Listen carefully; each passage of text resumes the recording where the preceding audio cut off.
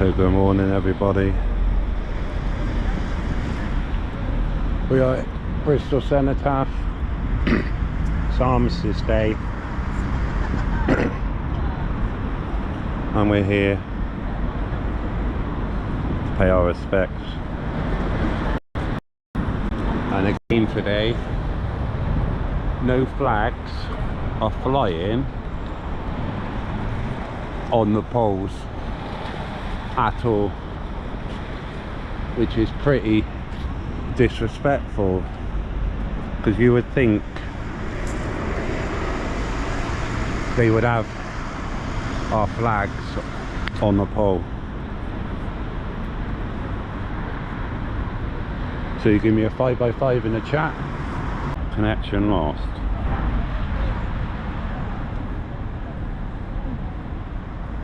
There we go.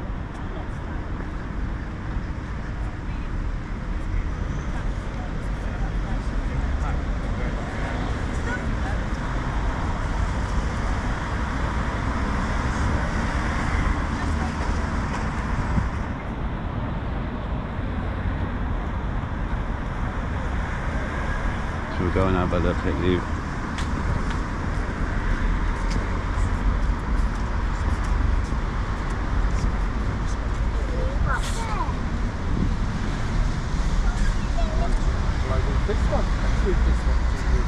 This says, sacred to the memory of Bristol's sons and daughters who made the supreme sacrifice. They died for mankind. Turn your phones off, yeah? Turn them on silent.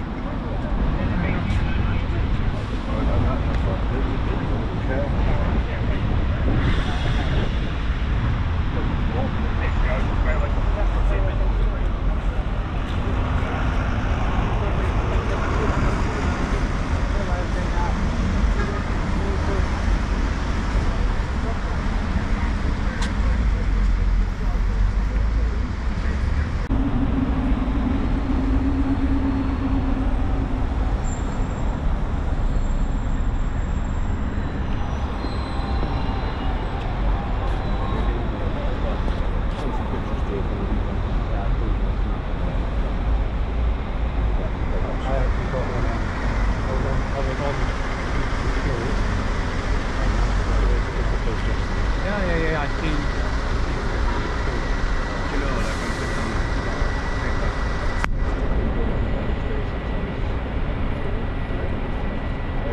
I watched my dad.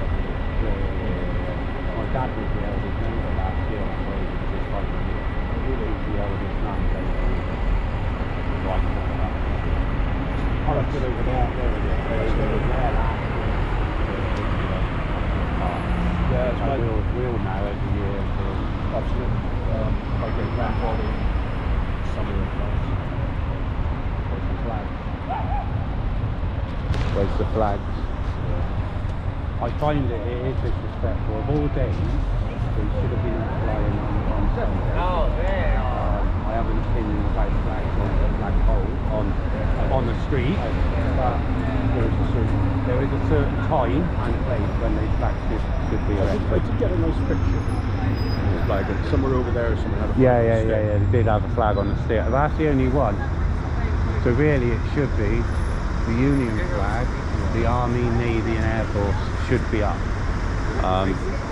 You know, because I know we had multi-faiths there, because people don't realise we had Sikh and Muslim Spitfire pilots and Gurkha during the Second World War. So of course we're going to have multi-faith there, aren't we?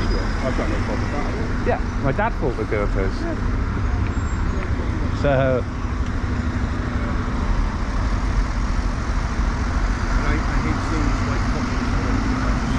now to me, that to me is making a political statement, because anyone that wears a red party, if they're not fighting for peace, then who is? Yeah. Everyone that sacrificed, absolutely. What were they fighting for? They were fighting for peace, weren't they? So I don't agree with this white poppy. That's making a political statement in my eyes. Yeah. But someone has to hide it. Yeah, but yeah. We all have an opinion. I photographed the Green Party leader, and he was sporting one when he was in Bristol. Oh, And it was over top of the red. So I just thought, even we're getting some good content out of the council chambers at the moment, isn't there? With the amount of times they're walking out on council meetings and holding up, being activists. We got local democracy reporting now, so they cover it for us. It's absolutely madness. This wasn't even on our news agenda today. No. What this? Yeah. Yeah, I didn't think it It's would on be. my agenda every single year. I didn't think it would be on the news agenda. Sunday is. Yeah. Oh, of course. I always do that. Yeah. It was nice coverage on Sunday by everybody. Like, in Canada, it's commemorated today. Yeah. Well, it is today, isn't it? Exactly. It is today. So you know, but obviously parades cannot happen on a weekday. Well, they do in Canada. Do they? Oh yeah. Well, really, it should close it down then, shouldn't they? Because what officials are going to turn up here today? I like it being on a Sunday because it's a religious day. Yeah. And it's also a day that I think everybody can come and commemorate together. Exactly. On a weekday, people are going to work, aren't they? People have got lives. Yeah. And these are what this is what these people fought for. Absolutely. They fought, you know, for our todays. Absolutely. They gave there yesterday, didn't they? Today until tomorrow. Yeah. So that's why. Even if it doesn't make anything, I just need to be. Because there's not many veterans, is there, really, in that parade? There wouldn't. I remember, like, during the 70s. Yeah, definitely. I can remember my dad winking at me because he couldn't wave, and I could never understand that as a kid. Yeah.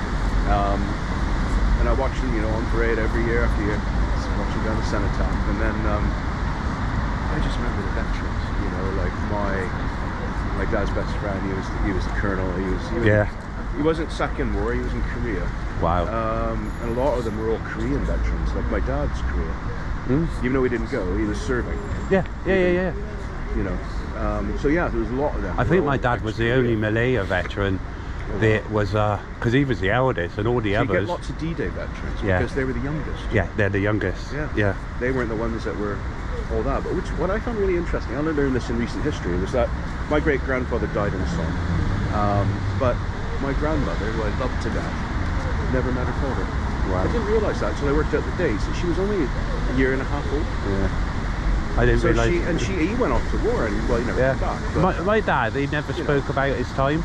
No, they didn't. And he was at the height of the emergency in Malaya. Yeah. And it was a war that was never a war because they couldn't, the insurance company wouldn't insure the rubber plantations for war. Oh, God. So it wasn't a conflict. Right, okay. So Yeah. it was a war that was never a war. Wow. And he was out there at the height of emergency. And since his passing, the amount of stuff I found out he done, it amazes, man. I think you've never. There's old Pathé News. Yeah.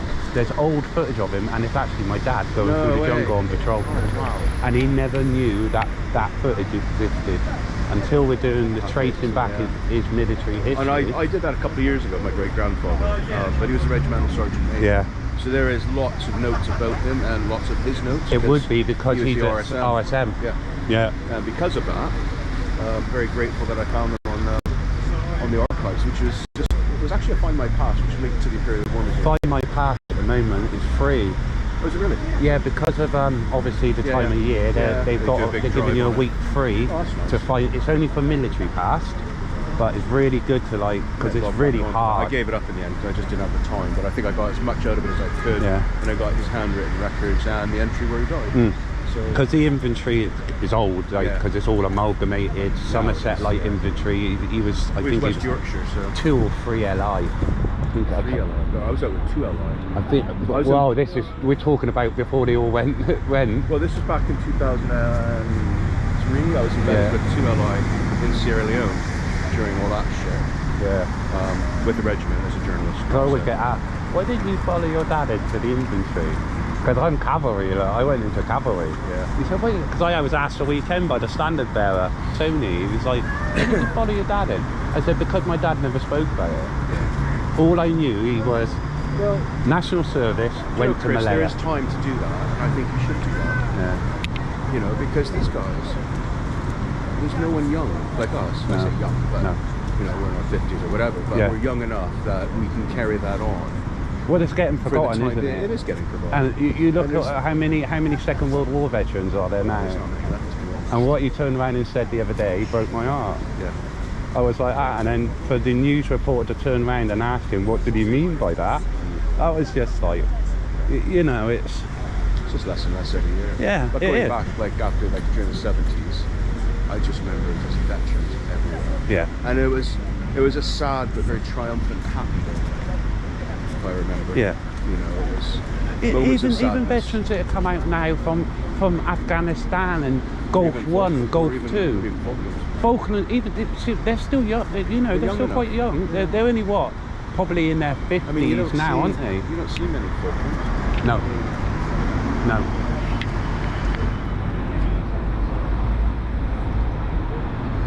5 minutes. 10 minutes. But yeah, it's a somber day. I had a little tear when they played Elgar. Oh god, that song goes right through me. Yeah. I actually had a tear.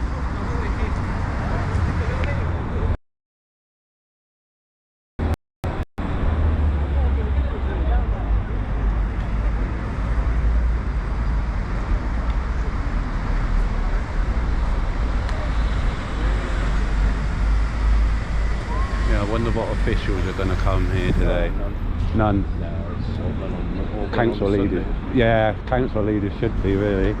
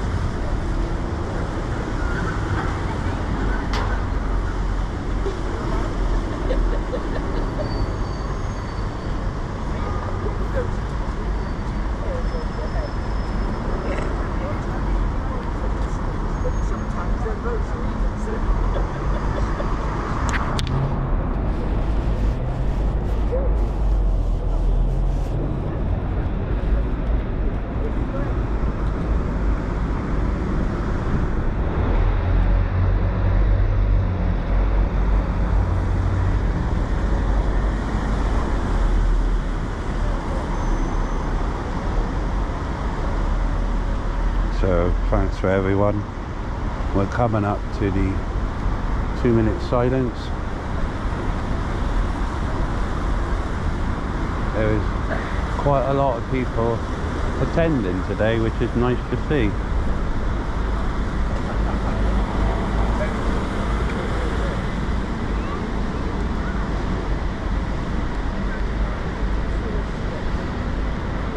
But as I said, there's no flags flying on the Cenotaph or on the flag. There's 6 flagpoles adorning either side of the Cenotaph, and not one flag is flying.